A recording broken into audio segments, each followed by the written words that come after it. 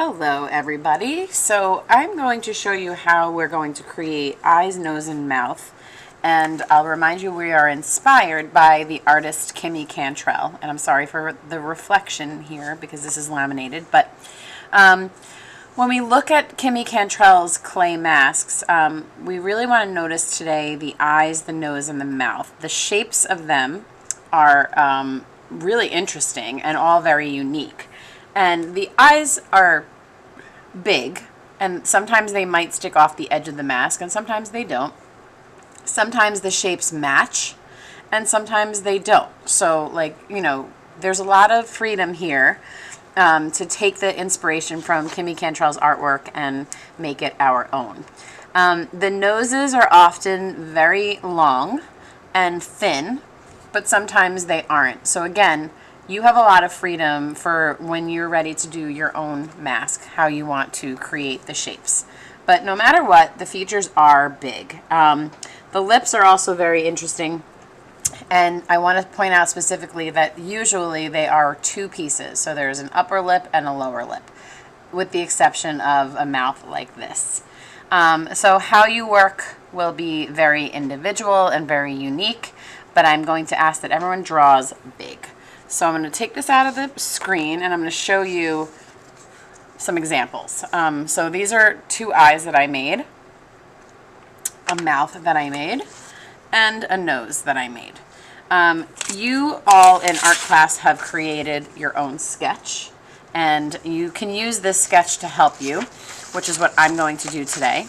I also have created worksheets with options for different eyes, different noses, and different mouths. These are all taken directly from Kimmy Cantrell's artwork, and I just kind of combine them on one worksheet. So you can choose from here, or you can use your sketch. As you can see, I have oil pastels here. You're going to be using some scrap pieces of, this stuff is called chipboard. It's very thin cardboard. You're going to get one piece that's a little longer and thinner. This is going to be what I want you to make your eyes on. This is going to be what I want you to make the mouth on. And then this is the scraps from when you cut out your own mask. This scrap piece is what we're going to use to draw the nose on. Okay? So when we start, you're going to start with pencil. And this one is the eyes, the longer, thinner piece.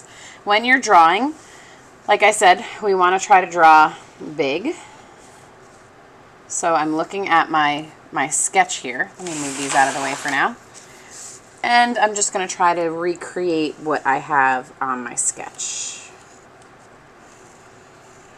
So when you're drawing an eye, this looks like the eyelid. This is the white part of your eyes. So today when you color in, I'm going to talk about this again, but everybody should have the white part of their eyes, and then you're going to have this circle inside, which is called the iris. That you could choose a color, but you should always put white on the outside of the iris. And then there'll be a little black dot called the pupil. On my mask I have eyelashes, and I'm going to show you how to deal with that if you have them. And then this eye, I'm going to try to squeeze and try to draw this as big as I possibly can on here. So I am squishing them. We are going to cut these out off of this chipboard in another step. But right now we're just drawing the eyes here. And I'm trying to squeeze them in as big as I can. I don't care that they're super close together right now. So that's supposed to represent an eyebrow. This is the eyelid, the iris, and the pupil. Here I'm going to draw the mouth. I can choose to hold my cardboard this way or this way, whatever you prefer. I'm going to, I'll do it this way. Again, I'm trying to draw big and two separate pieces. Upper lip, lower lip. Now this is a scrap piece from when we cut out, and I'm going to try to use this to draw the nose. And I want it to be pretty long and not too skinny, because we are going to be cutting these out, and if they're really skinny, it's going to be hard to color and also hard to cut. Okay, so my drawings in pencil are completed. I don't need this anymore, so I can just open my folder and just tuck it right inside. It doesn't have to go in a pocket.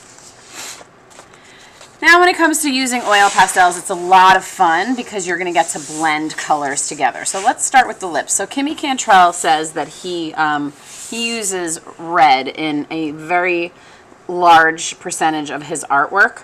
So we're going to make the lips red, and I want you to make your lips red as well, but you can do some blending of either a pink or an orange on your lips. So I'm outlining first with the oil pastel. And when you use oil pastels, you want to press down nice and hard. We don't want these to look fuzzy at all. They should look solid, almost look like they've been painted. So I'm going to leave this little area blank because I'm going to be blending a color. So here you can see I used orange and red. So just for the sake of seeing something different, I'll use pink. And again, I'm pressing hard. And blending involves a little overlapping of color. So I'm going to go on top of the red with some pink. And then I can also use my finger to kind of smudge them a little bit. Now, oil pastels do get your hands dirty, so I'm going to reserve this finger only for blending colors like with red. So I can use this for the bottom lip as well. But when I get to my eyes, I might need another finger for other colors to blend. Oil pastels blend really nicely. The lighter color, putting the lighter color on top, so the pink is a little lighter than the red, it helps to blend the colors as well. Okay, very nice.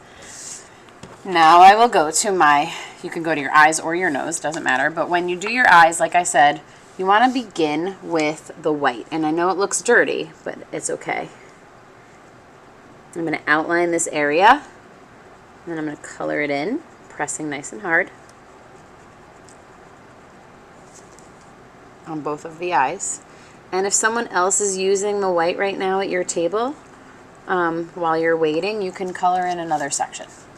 But I would say if you have the white in your hand, when you have the white in your hand, do both of your eyes and then give it to somebody else.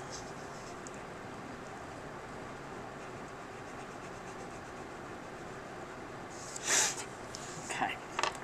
Now for the iris, that's the colored part, you can literally do any color you want, and you can blend colors in the iris as well. So I'm coloring right over my pupil, and I know that greens and blues look nice together, so I'm going to see what that looks like when I blend it. Not this finger, because I have red on that finger, so maybe I want to use a different finger. Very pretty. And this iris, I could do the same, or I could do something totally different. I'm going to stick with the blues, but I'm going to use maybe a lighter blue. This darker blue. I can still use this finger because it's the same color family.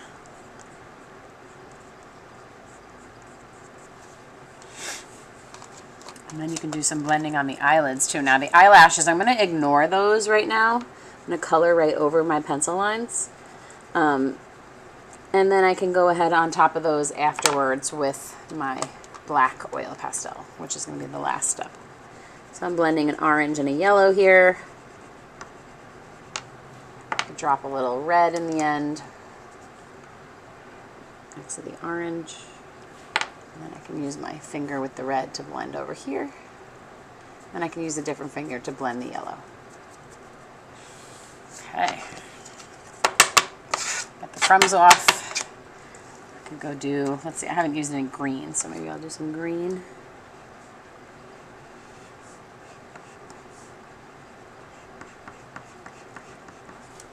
And some yellow. So when you want to know what colors blend nicely together, if you think about the order of the rainbow, that's the first and easiest way to think about what will look nice together. The order of the rainbow will tell you what colors will look nice together. So red, orange, yellow, if you blend in that order, they'll always blend nicely. So green, blue. So if I want to mix another color in with green, I could choose some blue, and I could drop some blue in over here. And I used my finger that had the blue on it. All right.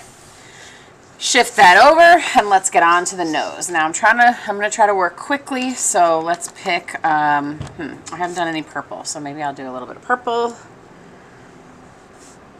And I would love to like blend a bunch of different colors, but for the sake of time, I'm just going to go ahead and do purple, and I will show you that you can blend with white.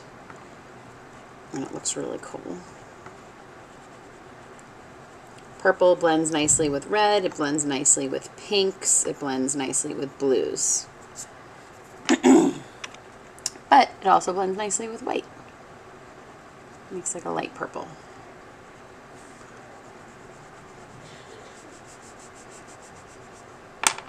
And this is a clean finger, so I can use this. And then maybe I want to do some stripes or something.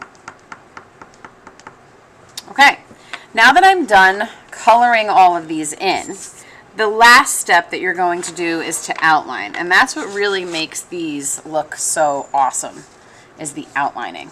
So outlining basically just means tracing over your pencil lines. So it's the last step, because if you have black anywhere near any of these colors while you're blending, you're going to end up smudging black into these colors, and they will become a lot less vibrant, because black is a very powerful color.